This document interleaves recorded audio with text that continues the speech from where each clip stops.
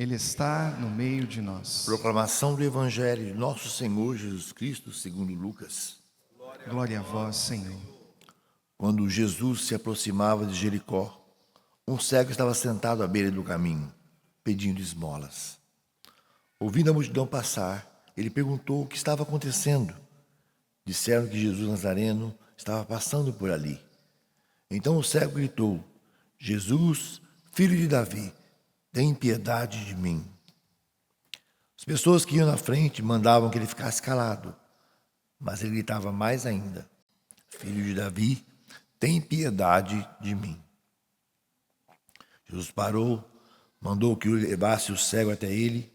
Quando o cego chegou perto, Jesus perguntou: O que queres que eu faça por ti? O cego respondeu: Senhor, eu quero enxergar de novo. Jesus disse: Enxerga, pois, de novo. A tua fé te salvou. No mesmo instante, o cego começou a ver de novo e seguia Jesus, glorificando a Deus.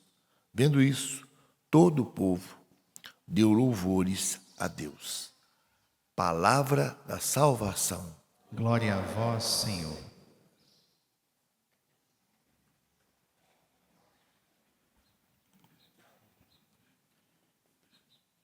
Caríssimos irmãos e irmãs em Cristo Jesus, em nossa caminhada de fé, é fundamental também suplicarmos a Jesus que Ele tenha piedade de nós.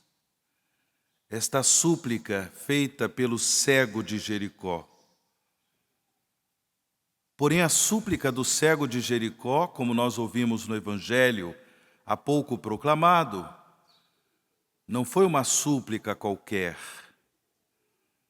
Ele pede a Jesus que tenha piedade dele, mas ele proclama, este cego, a sua fé em Jesus como Messias, como Salvador. Ao ouvir dizer que Jesus passava por ali, o coração dele se abre. E por isso ele grita: Jesus, filho de Davi.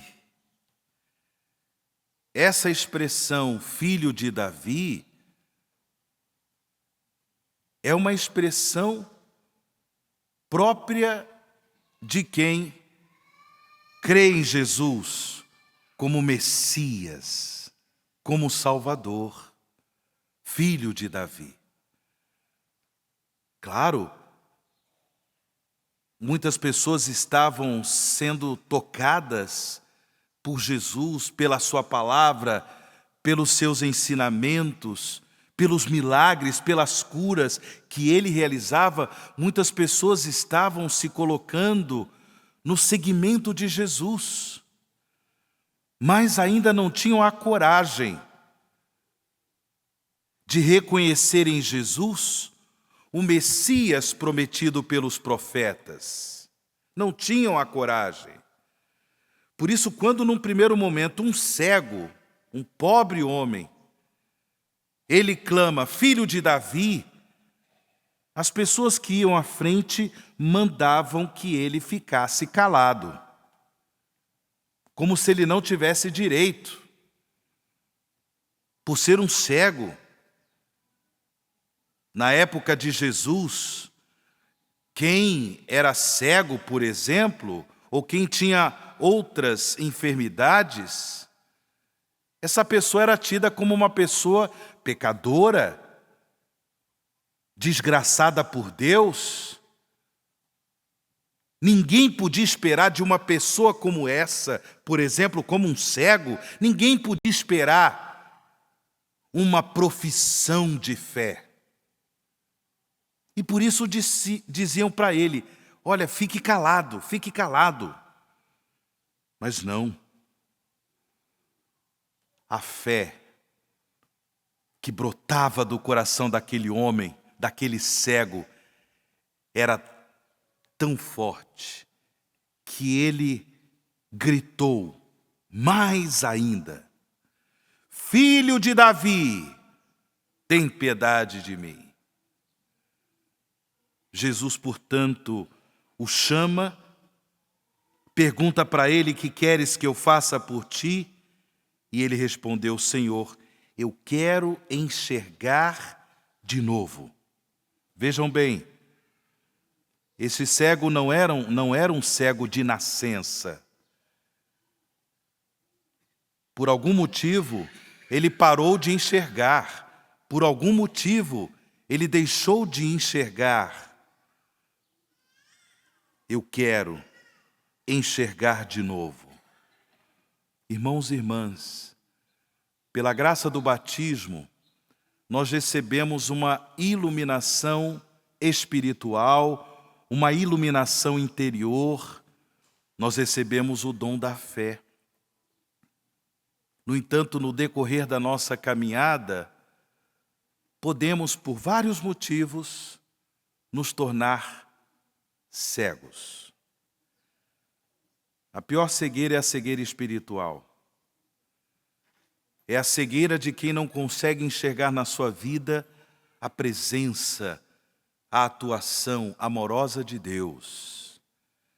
Quem não consegue enxergar os acontecimentos do nosso mundo à luz da fé e, portanto, à luz da esperança.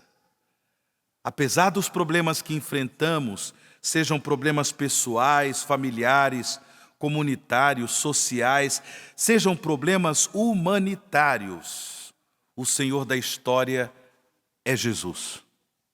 No próximo domingo, nós vamos celebrar em toda a igreja a solenidade de Cristo, Rei e Senhor do Universo. A história, o tempo que nós vivemos, tudo isso está na mão daquele que é o Senhor dos Senhores, o Rei dos Reis, Jesus Cristo, nosso Salvador.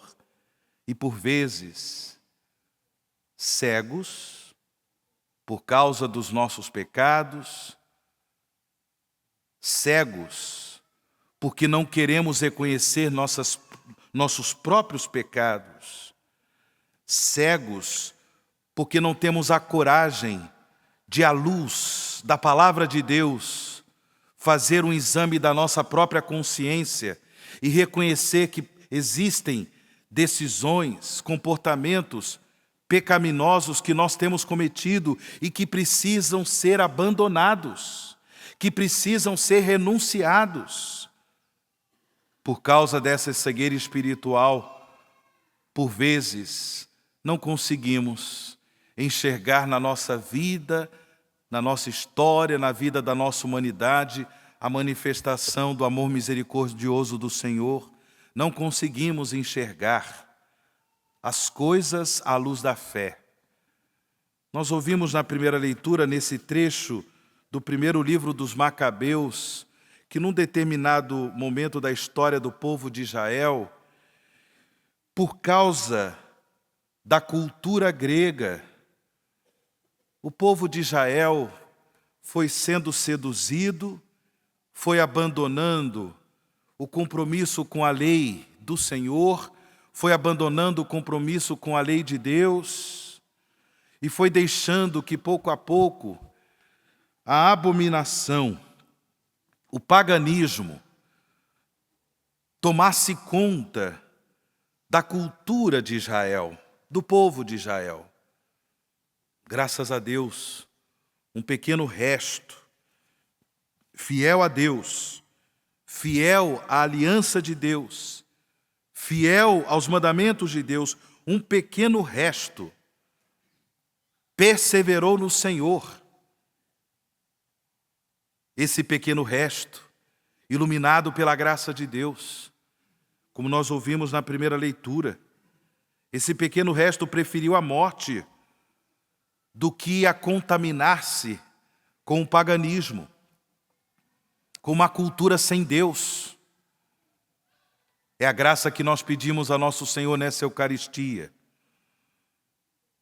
No mundo em que vivemos, onde por vezes também somos seduzidos pelo paganismo, por uma cultura sem Deus, achando que é muito melhor viver dessa forma, que nós, discípulos e discípulas de Jesus, perseveremos no compromisso da fé, que o Espírito Santo venha em socorro às nossas fraquezas, mantenha acesa e alimente ainda mais a chama da graça de Deus que queima em nossos corações, para que possamos, no Senhor, ser luzes, para que possamos iluminar o nosso mundo com o testemunho da fé, levando a tantas e tantas outras pessoas esta fé em Cristo Jesus, o Filho de Deus, o Messias Salvador, esta fé que nos garante salvação, esta fé que nos garante a liberdade dos filhos e filhas de Deus. Peçamos a Deus essa graça, que sejamos iluminados pela luz de Cristo, e aqueles que se encontram cegos por causa do pecado, que sejam iluminados pela graça de Deus. Louvado seja nosso Senhor Jesus Cristo.